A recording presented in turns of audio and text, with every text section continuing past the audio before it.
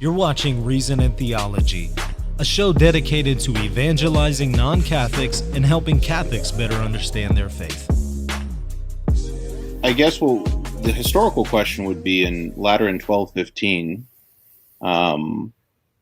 Do you have a sense that the privation of the beatific vision can be classed as a punishment?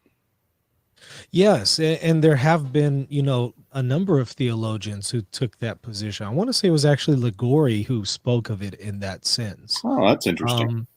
And in fact, I think it was also Innocent III who noted that the damned, well, he even noted that we can't speak of infants who die without baptism, that we can't speak of them suffering any kind of punishment other than the privation of the beatific vision. So Innocent III Poena, if that's the word, is a genus. Right. And there's two species, which are, well, there's at least two species. One would be some sort of physical punishment. We're dealing with post-resurrection unless somebody ends up in hell somehow with their body.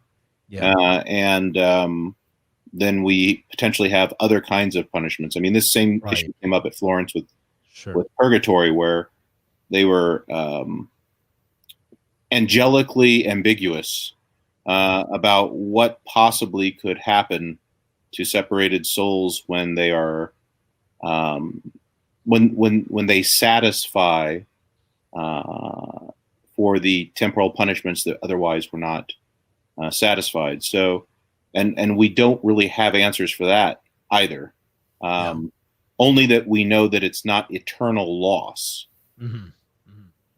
Yeah, because they do distinguish between punishment of the senses and punishment which is just a deprivation of the beatific vision. So I guess what you're saying is it's possible that this could be referring to, when it talks about perpetual punishment, it's possible that it could just be referring to after they undergo some punishment of the senses, and maybe they come into this state where they have some kind of natural knowledge of God in a state of limbo. At this point, they're just experiencing perpetual punishment in the sense that they lack the beatific vision. And I think that's a fine summation, and I'll just leave off with this and let the other fellows weigh in.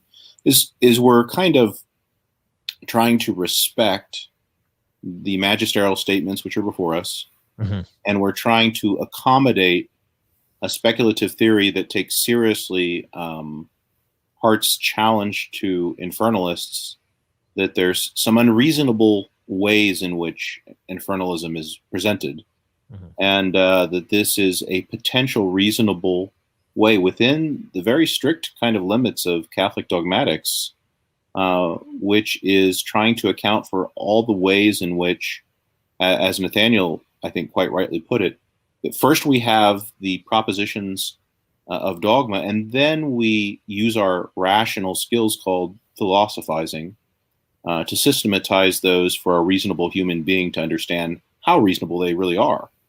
I think at this point, I would say without further magisterial material, I'm satisfied that we can divide things up into a genus and species. Oh wait, before you go, I would really appreciate it if you would consider supporting this channel. This is my primary means to provide for my family, and it also helps me to produce content like this video. If you would like to support me, become a patron by visiting patreon.com/Reason and Theology. You'll also get access to extra exclusive content when you become a patron. Lastly, hit that like button and the subscribe button, and be sure to leave a comment down below. God bless.